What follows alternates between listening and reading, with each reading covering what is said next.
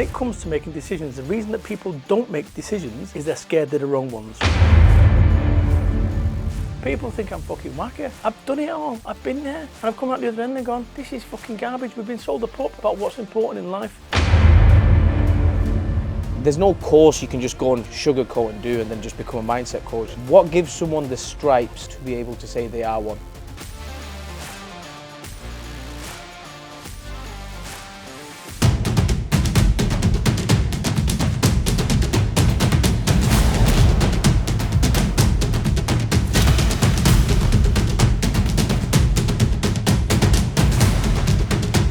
Welcome back to my channel where we discuss property, business, lifestyle and well-being. If this is the first time you are visiting my channel, then please hit the like and subscribe button. So do you come here often or? You know my type, chat me up. No, what do you call it? Probably every 6 weeks. Yeah. So you got family and kids in Somerset settled, aren't you? Yeah. Well, listen, for us, it's just roll into it. And just have a chat really. So I've been doing this since after Christmas. I released my first episode towards the end of Jan. I've just been like super consistent then. I just don't understand when people do seasons, you know, season 1, season 2. So, let me tell you why they do that. Just do episodes. To try find it. So to find it? Yeah, so. What do you mean? So say I'm on season 2. You get some excitement about it. Right. So, if you do, I'm doing season 2. Yeah. Guys, we've got the most amazing fucking guest on season 2. We're launching with amazing, so it gives you that hype. Got it. Whereas if you're just fucking rolling on, if you go, people go sleep. Not really, but you just bring people in, and it gives it. Because I did a podcast, I did 2 seasons of it, and I went. There was a hook that allowed you to. Right. So is it a hook? Yeah. Yeah. How long were you speaking for, roughly? Just so I know. 45 minutes. Cool. All right. 1 second. How far's that bars from here? How far is what? That bars, you know. With the one in town? Yeah. 15 minutes, 10 minutes. The only thing that's going to stop you is probably traffic. I'm walking, so I'm good. No longer than 15 minutes. Fab. Yeah. Right, yeah. So what was the hook you was telling me about? The season. So season 2's coming and exactly. We've saved the best guests for season 2 to launch with. It's that. And do you have a break in between? Not really. Not really. You can do. Well, you can't. But you know, if you have like 8 episodes in a season, it allows you then to then, if you want to go after big guests, you can say to them, "Oh, listen, new season, want a big guest, love you on it." It's that. Yeah. So you got that little hook there. Okay. Well, Brad, thank you for coming on. What's up, man? Please share with me who Brad is in your own words. It depends which versions you want. Both versions. Well, you know what? Listen. Or do you have a third one as well? No, I've got 2. I'm not that schizophrenic. Listen, I think, am I Brad Burton, the guy who was born in Salford, 1973? Dad left when I was 6-month-old. Left school with no qualifications. Got addicted to drugs twice. Got shot at when I was 21. Done 4 years on benefits. Delivered pizzas at 31. Or am I Brad Burton, the UK's #1 motivational business speaker, the 4-time best-selling author, the founder of 4 Network and the UK's largest joined-up business network? 2 sides of the same coin. It all depends, and there's a good version of me and there's not so good version of me, and that applies to you, it applies to everyone. I think the difference is that people like me and you are stupid enough to share our story. Or what did you say before? Daft enough not to, right? No. I think daft enough to share it. I think everyone's got a story. Yeah. I think everyone's got a story, but most people don't share it, and Why? most people, I think they're scared. And one of the things that I recognise about success is that by being honest with yourself, life becomes a whole lot easier. So tell me what you mean by that. Break that down a little bit. So if you think about it, is that most people are pretending to be something they're not. Yeah. In all areas of their life, right? You know, Instagram right now, people are flossing and spending money that they ain't got, trying to put on a show for people that don't give a fuck. So I've realised something, that actually where life and success is about being you. And if people don't like you for being you, that's okay. As long as you like yourself for being you, that's what matters. I love that. That's powerful. True. You said in your introduction that you got shot 4 times. No, I got shot at. You got shot at 21? Yeah. What was the reason for that? It's not a nice story, mate. It's not a nice story. It's not, honestly, they just bring it, the whole vibe would be taken off. If anyone's interested, yeah, I'll tell you off camera. But, just not a nice romantic story in any way or form. Yeah, horrible, yeah. dark stuff. And this is what I don't think people understand about this.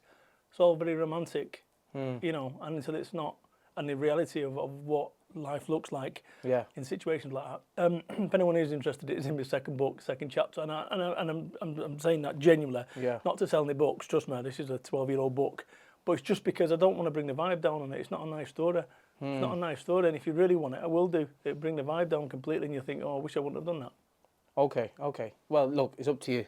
So, I just think that sometimes for people to get to know you a little bit, it's just good to see both sides of the coin, really. Mate, if you wanted me to share it, I'll Please share do. it. If you don't mind. Listen, let me explain something. My niece got molested by a family friend. Right? So I had no option than to go up against them. And that's what happened. Windows got shot through. Listen, I think everyone would have done that. Well, most people. Yeah. If they've got character and if they've got, you know, it's the right thing to do, right? Yeah. So, you know, so my niece told me about it, and it was just, Okay. So, you know, not good. That's what I'm saying. Yeah. And this is the thing, that 1 minute your life could be the way, and then boom, everything changes, and that's what happened.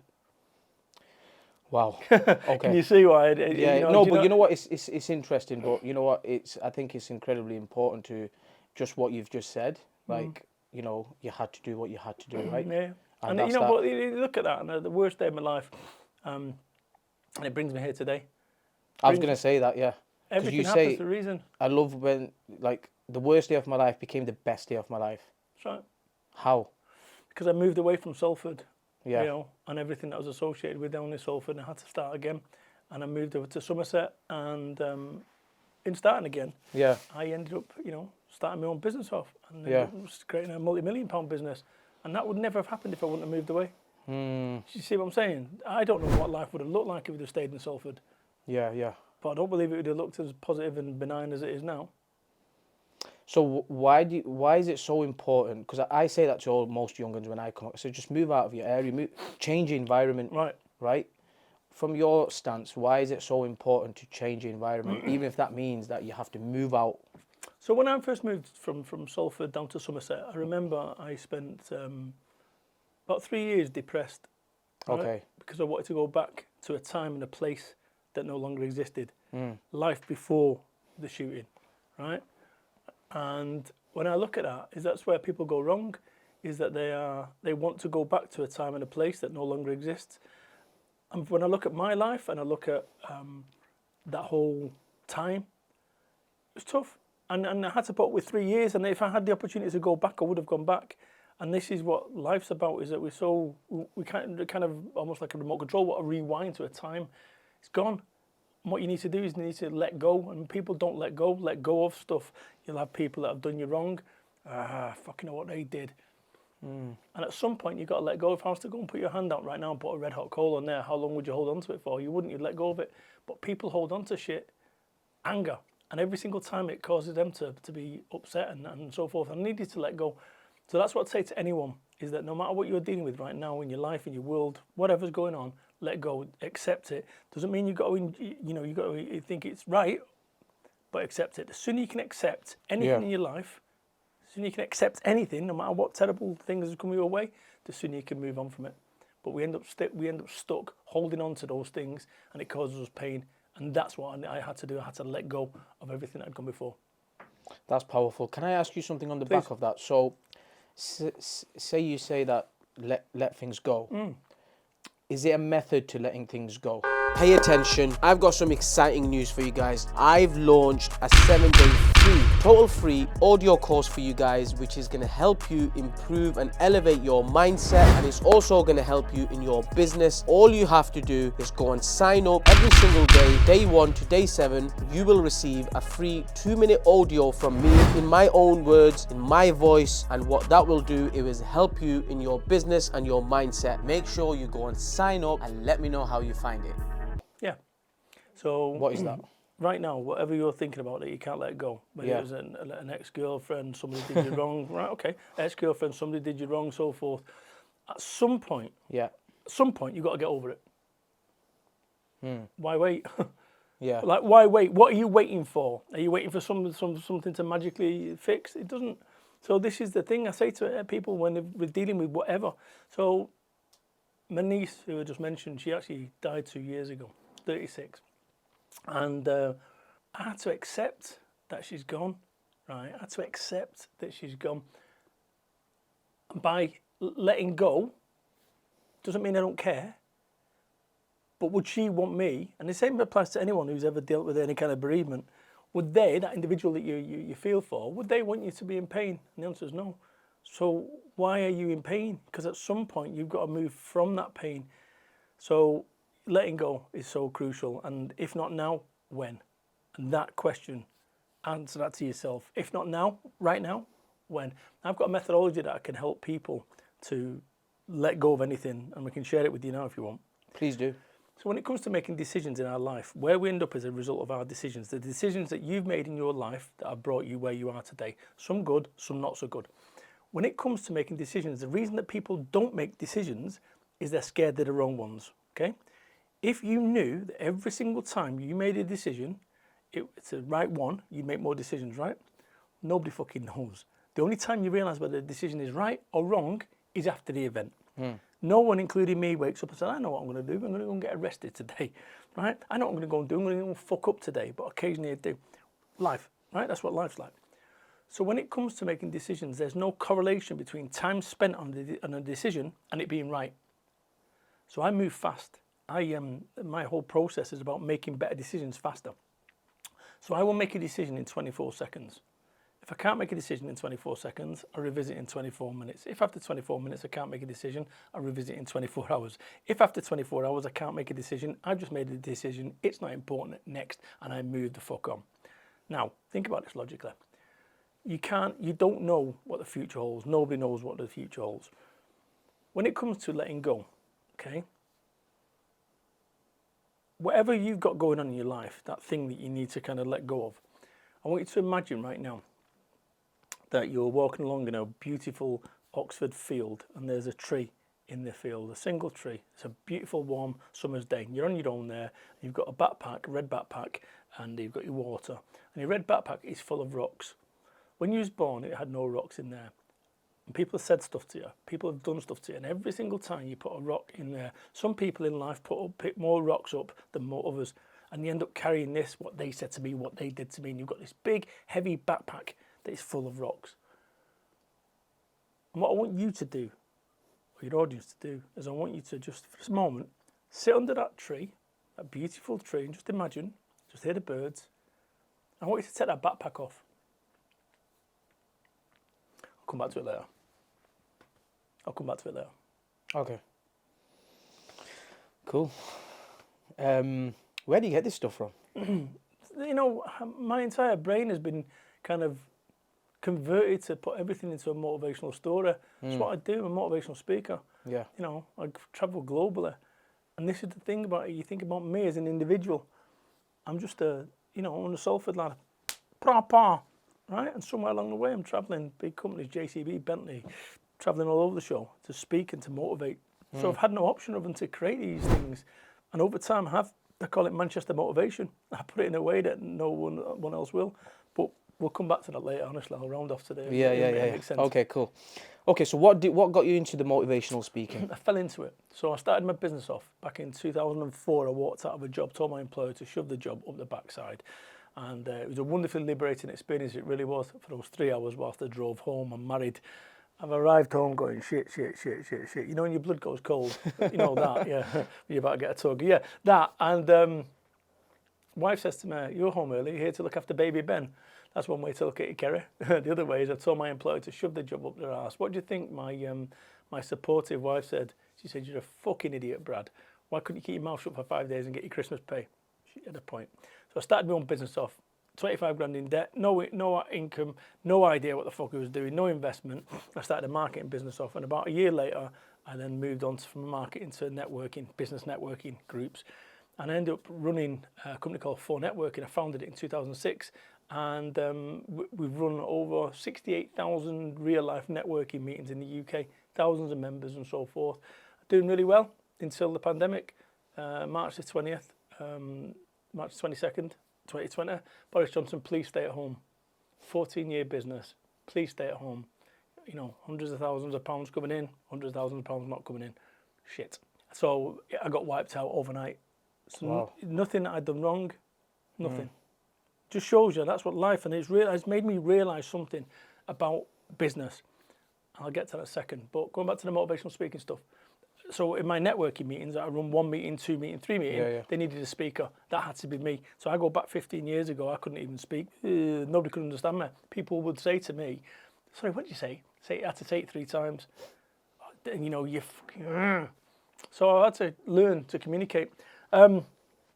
So the whole networking thing, and what happened is then I'd come and speak at an event, and then somebody would say to me, "Oh, Brad, you know, can you come and speak at our little trade show in the Piccadilly Hotel?" Yeah, no problem. And then the next thing you do it for the price of a cutting, and 250 quid, and then boom, so it's built on. And it's so you fell into it. Pardon? So that's how you fell into it. So you know what makes an expert is someone that's made all the mistakes in a particular niche field. So in order for me to be an expert as a motivational speaker, I've made all the mistakes. I've died on stage, spoke over 2,500 times in public. So you know you get to learn a lot about yourself, and it's quite scary. It's quite daunting. But I train people now to speak and become professional speakers. Oh, do you? Well, people don't know that one, but yeah, on the quiet. Yeah. So once a month, I get somebody who comes down and spends a day with me at my house, and get them all tuned in, eye contact, moving with purpose, tonality, story, all these kind of things. Because people, when they see a speaker, you ask, you know, what makes an amazing speaker? It's that ability to be able to go into a room and win everyone over. Because what a strange fucking profession. You've got to go in a room full of strangers and win them over. Come on, are you mental? You've got to be to do this job. So in answer to your question, I kind of fell into it. Okay, and do you love what you do? Yeah. Oh, mate, it's like the greatest job ever. No, second best job in the world, if I'm honest. What's the first one? There you go. Depends on which you ask. It could either be Greg's pasty tester or a lap dance trainer. Either way, I don't. Okay. So you know, you mentioned motivational mindset because you're a mindset coach, right? So for me, like, there's no course you can just go and sugarcoat and do and then just become a mindset coach. Correct. What gives someone the stripes to be able to say they are one?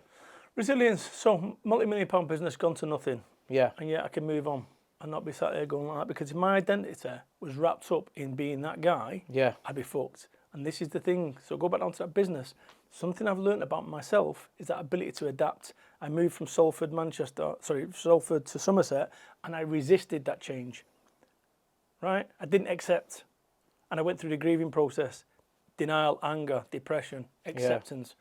So that whole process allows me, and if I was sat here now, face like a slapped ass, feeling sorry for myself, then you go, hang on, this guy isn't congruent, for want of a better word. So I think that's what makes someone a decent mindset coach, that ability to be able to adapt. And I think my street smarts, and we was talking and Lift coming up here, street smarts, mate, they serve you in a way that, you know, someone who's done a degree at university will never have. And I think if you can apply yourself sensibly, and actually, you know, so that, from my perspective, that ability to bounce back, there is nothing that can come my way that actually I won't be able to put a positive spin on it. So, for instance, I've come down here today on the train, 3.5 hours. At one point, I was sat on the disabled thing space on the floor. I've seen on your story, of course, right. And I was serene as fuck about it. It's like, and this guy's kicking up. It's outrageous. I'm like, fucking get on with it. So the pair of us arrived here, 3.5 hours. He's got off the train all fucking spewing, and I'm sat there serene, eating your biscuits. You know, and that's the difference. That's what a mindset coach is to look at. And I always ask this question, whenever the shit's hitting the fan, what does this make possible? What does this make possible? Makes possible for a fresh start, always. It's two people can see one thing and they just see it totally too differently, right? It's the crackers, mate. So, you know, you work with a lot of businesses. What's the, you know, for small and medium-sized businesses, what is the best way for them to develop a team? Like, you know, for team building. Yeah, I get it. So, first and foremost... Because they struggle with that, don't they? Well, that's what I do. I go into organisations and fix that. So, first things first, staff don't give a fuck about your mission. The sooner the companies recognise that, the better, right? Guys, we're going to get 3% increase sales this year. Oh, fucking A's. That's amazing. And this is where, so what I do is I align the individuals with their goals and the company's goals. That's where I go. That's what I do. I go into organisations and do that and say to the shareholders or whatever, look, they don't care. And as soon as you know, they might care, but they care more about themselves, as you'd expect. So let's look at what life would look like for them if they do this, this, and this. If the business takes off, is there anything in it for them? Yeah, okay. Do they know that? Oh, well, we're not talking. Right, let's communicate that. So really, the thing is about with any kind of team, it's about understanding what their individual goals and aspirations are, and then tuning into that and turning into that. The company's ones are secondary, and this is counterintuitive when I go into businesses, counterintuitive, because they don't want to hear it. And I said, well, if you want, I can lie to you and go, oh, yeah. Or what we do, and this is I do it successfully, is find out what the company's where we're trying to go with the company, work out from an individual's perspective what they want. Can we make it both happen? I call it cards up poker. So poker you like that. Now I say, right, show me your cards. You put your cards on there. Let's look. Can we move everything around so we all win? Yes, boom. Cards up poker is the way I approach it with business. So you're talking about about the CEO specifically? I'm talking about any kind of management. Yeah. Of an organisation. Whoever the main person is. Let's look at his habits. Let's look how he is. Absolutely, and actually, because I love that. Yeah. The head rots the fish, and actually, if a management, if I think about my business, my for networking, the one that I run the 68,000 networking meetings, it was proper chopsy, it was edgy and so forth. If I had a 3-piece suit, a pocket watch, and a top hat, guess what? It would have been a different organisation completely. So it's so important that you recognise your part as a leader in where your team are. Okay, that's really good, Dan, and I'm with you there. What would you say for small and medium-sized businesses is that, because they always think that it'll just open the business and customers will just walk in from nowhere. What is the best way for them to gain more customers? So you can't skip the steps. So fundamentally, this is where people go wrong. They want to get from the bottom to the top. They go and see some fucking Facebook videos. Hey, you'll learn the secrets. It's all fucking garbage. Yeah. It takes time. It's going to take you 4 times longer than what your business plan for the for the bank. Yeah, 4 times fucking longer. Get used to it. You might as well have a forward by J.K. Rowling in your business plan. No, but I'm serious. This is the thing with it all. People get it all wrong and twisted. That I started my business off, and I think from memory, 48 grand first year, 96, and 200. It took like 5 years to get to $500,000. 5 years. 5 years of doing 80-hour weeks. 5 years of being 40,000 miles up and down the UK. So this idea, and I'll tell you something I've realised, is that I had this mind's eye version that what will happen, you'll get to this organisation and you'll, when you first start, you're juggling finances, juggling emotions, fear, family, everything. And that actually what's going to happen is we all want to live the dream, and that dream is what sort of actually you don't have to work and everyone else can earn, and you can earn loads of money and so forth. Well, let me tell you something. I've done 19 years, right, of business, 19 years of being self-employed. Yeah. I had a team of 800 at one point. Guess what? I was still fucking juggling. So this myth that somewhere along the way, you get it to a point where you don't need to work and this, that and the other, and you make a load of money. What a load of shit. Let me tell you something. I've got friends of mine who've got 10, 30 million pound businesses. They're still fucking working. So when does it fucking stop? And this is where I realised, so as a result of that, and this is the point I made before, the pandemic wiped me out. If I'd had a 100 million pound business, it would have fucking gone. It would have gone through no fault of my own. So consequently, I'm like, okay, hang about. What about this for a daft idea? It's just me now, and I'm not fucking doing 40,000. And I get. So whereas before, 15 staff full time, glass fronted offices, the machine was costing fucking 60,000 quid a month just to break even. Yeah. So take all the machine out, and that's where I'm at now. And like anger fucking about, and people might look at me as if I'm a fucking dickhead, because somebody said to me once, "Oh, you've got self-limiting beliefs." I said, let me ask you a question. How much money do you have in the bank? So I was a rude no question in my answer. I said, okay, let me ask you this question. How much time have you got left in your life? Because you've got no fucking idea. You know exactly how much money you've got. My dad went at 53. I've got 3 years left on that basis. So what I'm going to go and do, fucking go and start building a multi-million pound business again. For what? So that when I can play computer games all day and go to the gym. Sorry to break it to you. That's exactly what I fucking do day in, day out anyway. So what the fuck is this for? People have got it all twisted. They have. You get it all fucking twisted. You spend so much fucking money buying daft fucking champagne with sparklers in so everyone can see you. Like, honestly, I'm in a world where I don't have to buy champagne and sparklers anymore. So I don't have to earn that money. So therefore, I don't have to... Mate, out here, we've just come here. Some of the best cars I've ever seen in my fucking life. You know what? I want a Lamborghini. Can I be asked working for one? No. If I won the lottery tomorrow, I'd buy one. I don't do the lottery. Do you see? But we get twisted because what we do, and this is thinking it never ends. I wrote the book, now what? Because I'd retired. At 42, I'd retired. And after 3 months of retirement, I realised something. It's boring as fuck. I needed to do something. So I've learned as a result of everything. Now I'm 50, where I go, you know what? I'm good. So I'm good not knocking my pipe out day in, day out, doing 16-hour days. Done. Yeah, but time is, that's the one thing you can't buy, right? Nobody knows. Nobody knows. Nobody fucking knows. Nobody knows. And I think that's the bit I talk about this, in that, you know, we're so focused on the big moments. Yeah. Those big moments when you get a new car, when you get married, when you go on holiday. What about the small moments? Yeah. Small moments, because you reckon on my dying breath I'm going to go, thank fuck I had a Lamborghini. No. I say, thank fuck that I spent some time with my children and I skimmed pebbles at the duck pond. Right? And this is the bit, people think I'm fucking wacky. I've done it all. I've been there. I've fucking done it. And I've come out the other end and gone, this is fucking garbage. We've been sold a pup about what's important in life. That actually it's about, you know, I've got a 5-bedroom house. 5-bedroom house in Somerset, right?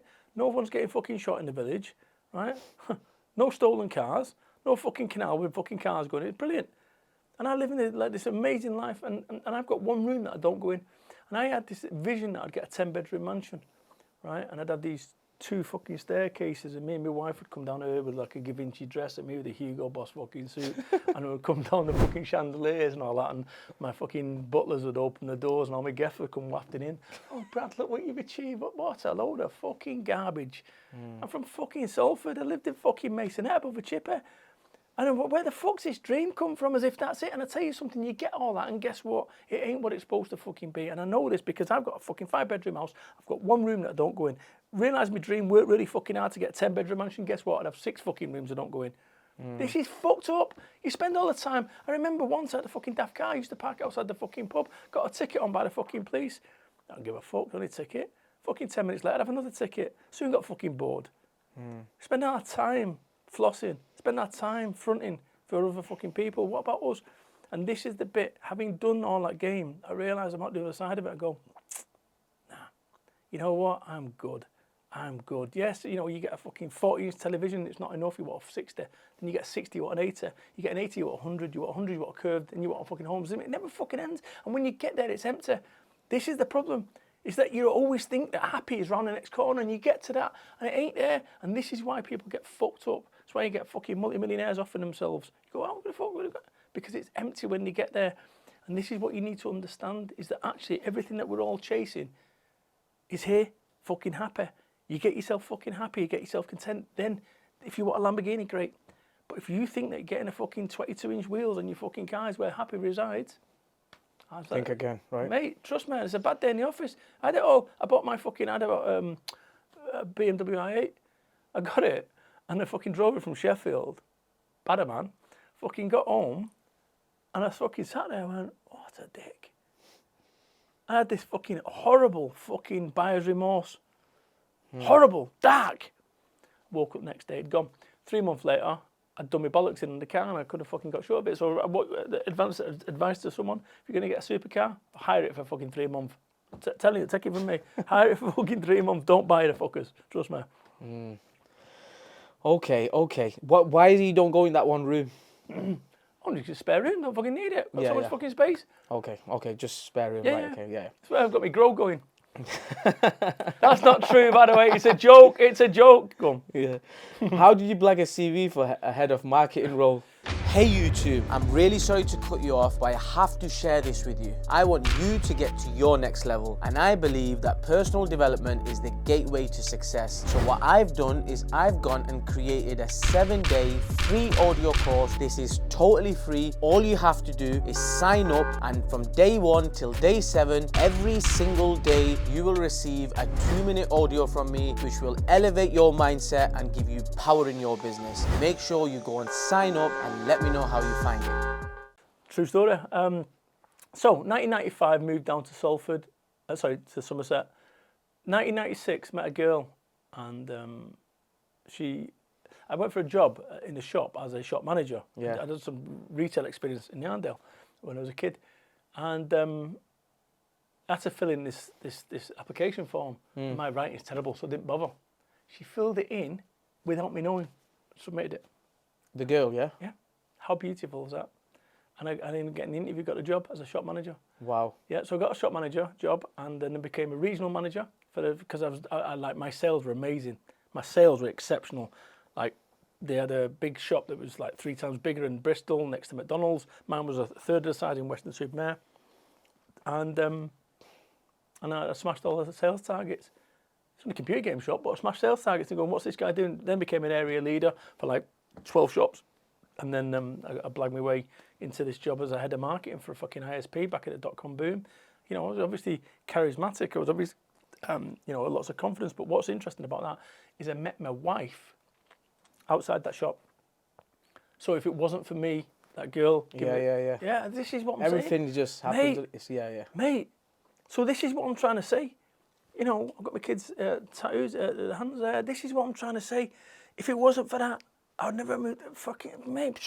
Like, I've travelled the world as a motivational speaker. How the fuck does that happen? Some Salford kid. How does that happen? It happens because you change this. This is your biggest chance of failure. This is your biggest chance of success. There's a good version of you. There's not so good fucking version of you. When I got to look at your background, right? And actually, which version is fielded every single fucking day? Because if you knew what you knew now, there's no way in this world you've done some of the dumb shit that you did.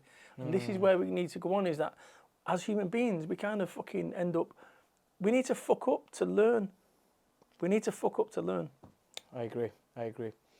Talking about sales, what is sales? Is it all psychology, or is it some sort of a trick to it? Or No. It's all, listen.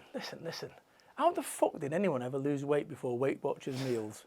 Right? How the fuck did anyone ever have fun before fucking Xboxes? We've made it too complicated.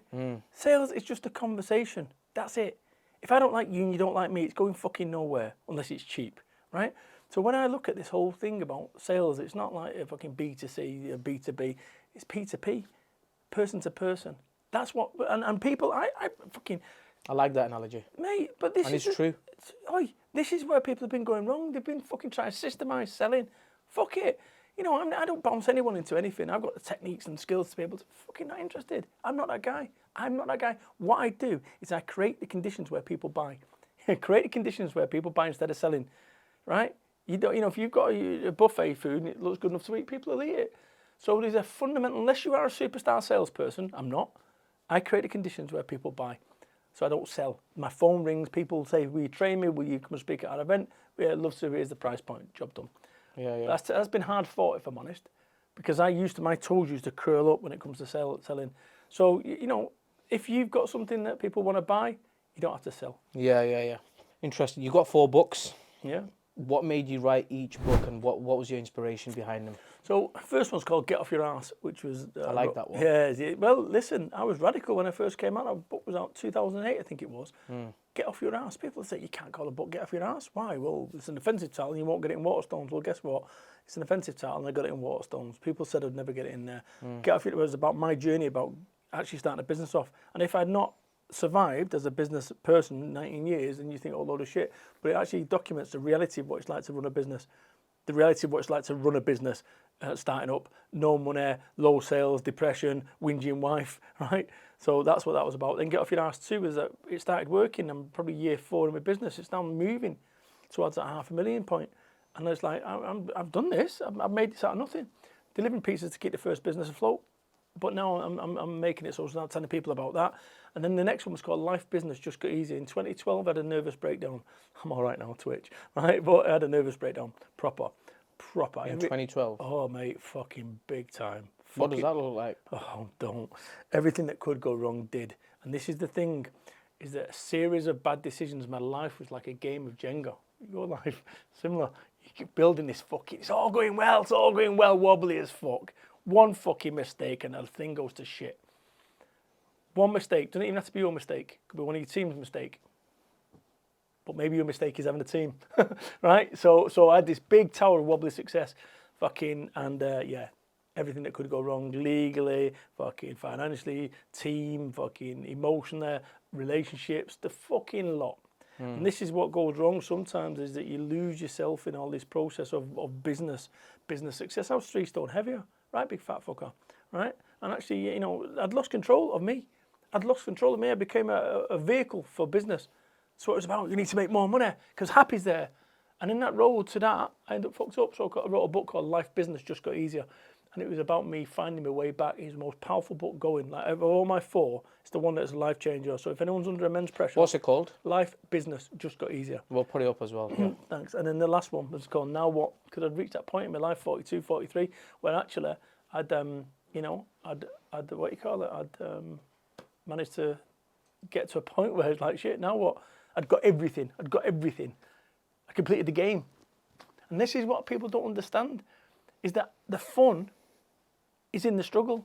Yeah. And people will get beyond that. Oh, I can't wait till trust me, you get there and it's fucking empty and people go, shut up. I'm telling you, this is where people do dumb shit. So when you've got everything, that's why you start fucking doing dumb shit. I've got friends of mine who do dumb shit because they don't know, because that's what they expected to be. Fucking spending 1,200 quid on a pair of fucking jeans. Oh, do you have one with a green fleck in? What the fuck is going on? Got a mate of mine with gold taps, £12,000 a piece. What the fuck is going on, mate? Something's going very fucking wrong with your life when you're getting 12 grand gold taps. Yeah. Who the fuck are they for? Who cares, right? Right, I'd rather not earn the fucking money. Rather than spending 24 grand on fucking a pair of taps. It's got about fucking 5 bathrooms. It never ends.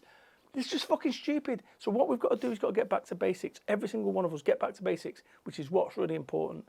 What's really important, and your family are important, your friends are important, your love is important, but we kind of forget that in pursuit of, we think we'll fix it. We'll get all the business sorted, then we can come back to the family. Mate, I was so fucking close to losing everything. Not only my business, not only my fucking thing, but my family. Because I lost me in that process. Interesting. How many coaches have you got?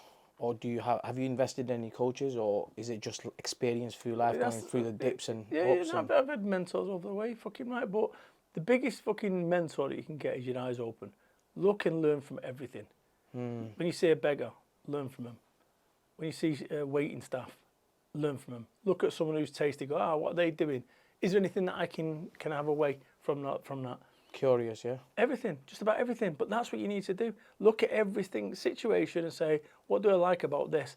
Oh, I like those curtains. So next time I'm looking for things, like I like what he's done with the TV there. I like that top. It's this. I like the colour. It's all these things. That's what I do. I like a little computer, looking at what I like, and then almost like a cuckoo, I put my own spin on it, and boom, it comes out. Yeah. You work with some big companies like Bentley, Costa Coffee, and so many more. What is it you actually go in there and do, and how did you manage to get them gigs? Great question.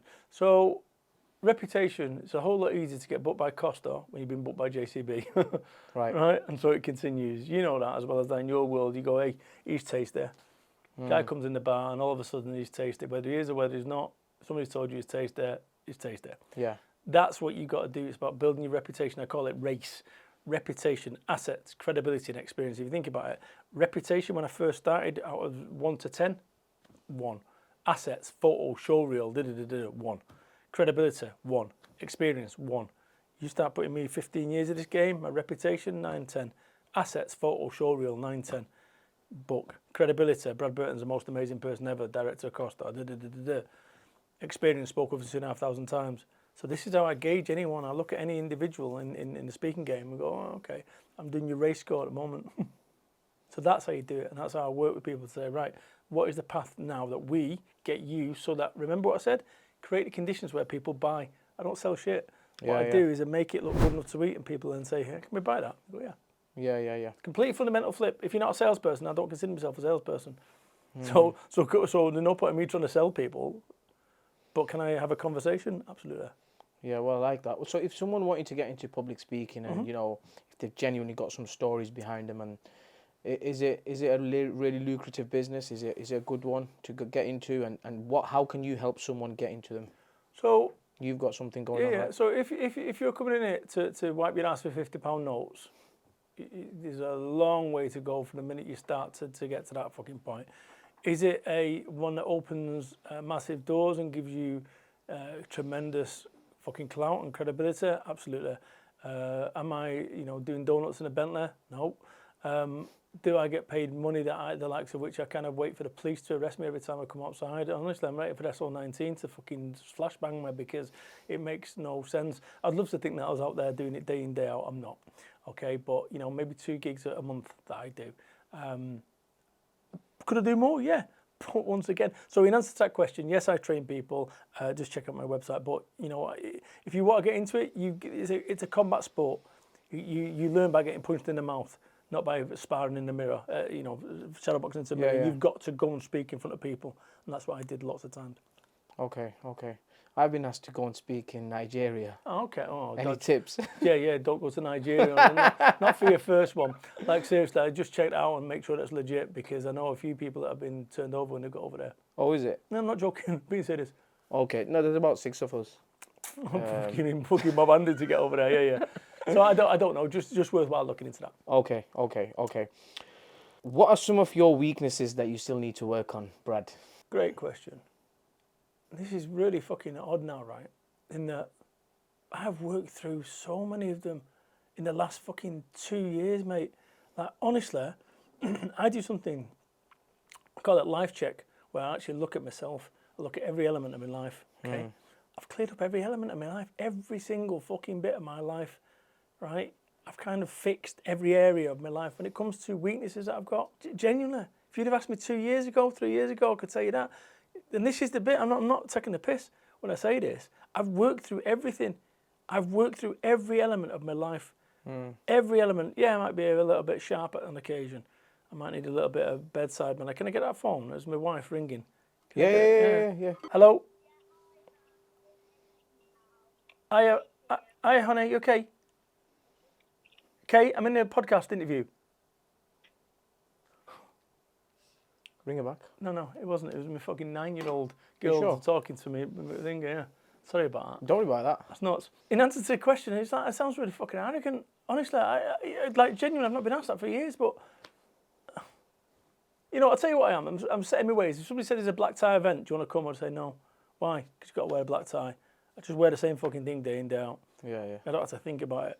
I won't. You like being you, don't you? Yeah, just you know what? I think that is the ultimate flex. The ultimate fucking flex is that. Yeah. That's what it is. That is the ultimate. That's it. You just fucking landed on that. Thank you for that. That's it. I just like being me. I've got no fucking. You know, I can't posh it up for no one. I can't. I'll tell you what. I'll treat everyone the same. Fucking Alan Sugar, Colin the carpet cleaner. I don't give a fuck. Yeah. Not bothered. So, in answer to the question, yeah, and that sounds even for me. I'm thinking, fuck me, it sounds a bit arrogant. But I've worked through everything. I swear to you. And this is what I'm trying to say. I've worked through every element of my life. I said, right, what was I? You know, I'd say my chairman said to me years ago, he said to me, he said, Brad, he said, you know where you go wrong? I said, go on. He said, your team want evenness. So what do you mean? They don't know what version of Brad they're going to get when they come through the door. They're going to get a nice positive one or they're going to get the fucking, the venomous one. Okay. So I've had to work on that. It took me 10 years. So they know now that you're going to get a nice positive one. So, you know, if anything, probably a bit sharp, lose my temper on occasion. But, I mean, it flare up straight down the maester's foot, get back on it. As long as you've got awareness, right? Totally. Yeah. Okay. So, you know, I wanted to ask you before, and I completely missed the question, is that, you know, business owners, what's the biggest mistake you see them making these days?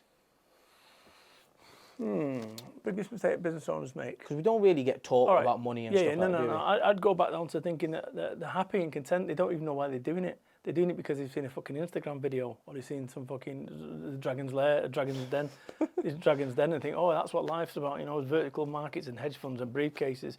And actually, it's not. Business is about people. And that's the bit that people get it twisted. It's about fucking money. They make a load of money. People don't even know why they've got this dream. So I've got a couple of things.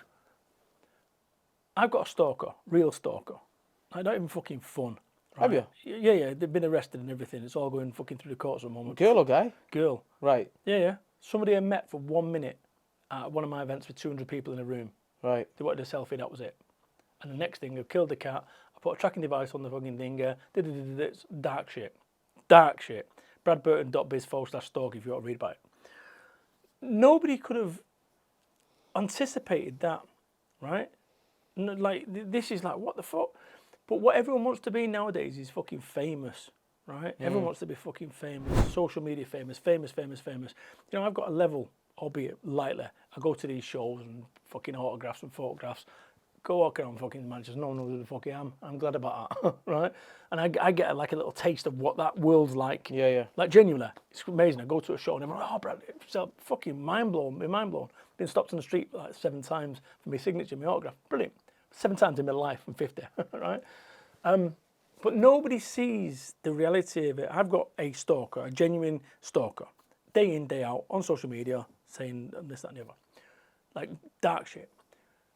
And I think that this is the problem right now, is people don't know why they want to be this person. People don't know why they want to run a business. People don't know. They have this idea and it kind of, they forget as to why they started a business. I started my business back in 2004, or whenever it walked out. Yeah. I started it for my family. And then my family, I'd left them because I was so busy on business. So that's the biggest mistake that I think people make. They want to be famous. And actually, that's as much an importance as it is of making money. So they need to realise what they want. Actually, or just sense check what they want and why they want it. Yeah. Because a friend of mine said, and that this whole situation that I've got, a friend of mine said, it's the price of doing business. This is the price of you being the guy that you are. You're gonna have to, and the only way that you could have avoided getting a stalker and a nervous breakdown is by avoiding your life. Is that what you wanted? So there's a price to pay for any kind of level of success, and it's just a question of how much you're willing to pay. I like that. That's good, that. What were you telling me you're going to come round to? Yeah, I'm there. I was around it. Okay. So we go back down to that whole thing where you had your backpack, your red rucksack. And what I want you to do is you as an individual, right? I want you to make a decision right now in the next 24 seconds. I'm going to do this now, real time. And that decision is this. Whatever that is in your red rucksack, whatever is in there, and we talked before about letting go and accepting. You've got 2 options right now, and whichever option that you take will dictate the way that your life ends up. And I'm not saying this lightly, I'm being deadly serious. Where you end up on your dying breath will be decided by this fucking next conversation. So, you have a decision to make. Yeah. That red rucksack full of all the rocks of everything that everyone's ever said to you, whatever you want to get even with some fucker, you can either 1, put it back on, and you choose to carry that big red rucksack full of rocks for the remainder of your life, or 2, do what I did and leave it there. 24 seconds, make that decision. Yeah, I made mine. Yeah? Yeah. Because so many people struggle to do that, and they carry this fucking big, heavy fucking what they fucking did to me. Stop. Yeah, yeah. I'm telling you, mate, listen, doesn't mean you've got to like it, but accepting that you are where you are. And we can't have half a life. We can't choose that. We've got to choose the fucking lot. And I'm telling you, when you look at my life and I look at how fucking angry I was for what happened over in Salford, fucking angry. It's eating me up. And it's almost like I've had to flip the polarity from negative to positive. So when people fucking see me and go, oh, Brad's so full of energy, and that wasn't. He used to walk around with a fucking scout. What are you looking at, you cunt? So that guy. And the problem is I come across somebody like you who says, what are you looking at? And a fucking pair of us now fighting. Right? That's what happens. Yeah. So you've got 2 badasses who fucking go at it. Boom, now we've got a fucking dickhead situation for what? Because you looked at me strange or I looked at you strange. And this is what we've got to stop this stuff. We've got to stop this. We're all creating these bad energies. For what? For pride or respect? Come on. Somebody goes and look what you look at in our bed. Nothing, mate. Done. Yeah. Take his head off. Not interested. I'd rather get on with my life. And this is what we've got to recognise right now. We've got to start moving forward in our lives. And the way we move forward in our lives is by letting go of the past. Yeah. Well said. You said something about macros before and health. You're not a fan? Give a fuck. That must have kind of go back on to what I said. How did anyone ever fucking lose weight? We spend so much fucking time measuring out scoops of fucking creatine and just fucking get on with it. Don't get me wrong. If you're a professional bodybuilder, whatever, fine, crack on. Used to go out with a girlfriend of mine was a former NABA semi-pro, so I get it. But for the vast majority of people who go on a fucking pub, forget it. Sat there fucking weighing fucking tuna and fucking rice cakes out. Fucking get on with it. So I eat what the fuck I want. Here's how I lost weight. I'm 3 stone heavier. I eat between 11 and 5 what the fuck I want. Okay. Anything. If I want to go and have a fucking 2 packets of cheese and onion crisp at 10 to 5, not a problem. If I'm going to have a fucking 12-inch pizza and fucking garlic bread with cheese, I'm already there. Right, 10 to 5, go and do it. It just means that at 1 minute past 5, you ain't having a fucking Malteser. And that's how I did it. That's how I got my weight down by 3 stone and drink loads of water in the morning and go for a walk. That was it. So, but what you need to do heavy sets and fuck off. I'm 50 for fuck's sake. Those days are fucking finished. All that garbage, right, with little books writing down, oh yeah, it's fucking nonsense. Go in there, 30 minutes, fucking little girls' weights, 12 fucking keys, fucking done. Do you know what I mean? Listen, it's about what's important in life. And I tell you what's important in life. What's important in life is that you spend your time as you want to. If you want to go in gyms and measure out your macros, crack on. Sat there with my fitness pal, I've just had a fucking Kit Kat, 2 fingers, 180 cal. Fucking nonsense. I'm not that guy anymore. Okay, no problem. Properties, do you invest in properties? No, I don't. Oh, do you not? The biggest investment? Me. That's what I do. I invest in me. Once again, for that very reason. Remember what I talked about before? I can invest in a load of properties and all of a sudden the market just goes south.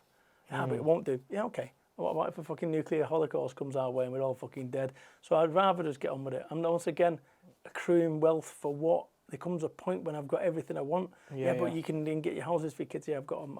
I just, I know that's your world, not my world. And that's the thing. And this is what's lovely about this. Do what's right for you. Right? Do what's right for you. If properties is right for you, fucking do it. If they're not right for you, don't do it. This is the great thing about it. If wearing a 3-piece suit and a pocket watch and a monocle is what you like to do business, then do that. If wearing jeans, trainers and t-shirt is your thing, do that. This is what we need to do. This is where happy and content and success comes from, is being you. Doing what you want to do and doing it your way. Love that. Great. So you're 50 now? 50, fucking 50. What's next for you then? Now what? You know what? I realised something. I go back down to it. I had this team, 815 staff and national network and this and that went because of the pandemic. And if my identity was still tuned into being the network king, which is what I was, so let go of it. So I started getting a little bit fucking spiritual in my own as I've got older. So genuinely I started getting a little bit more spiritual. And spiritual's about being an internal job, about the way you look at your world. And I've got to that point right now where my driving force is being happy. That's it. Being happy, being content.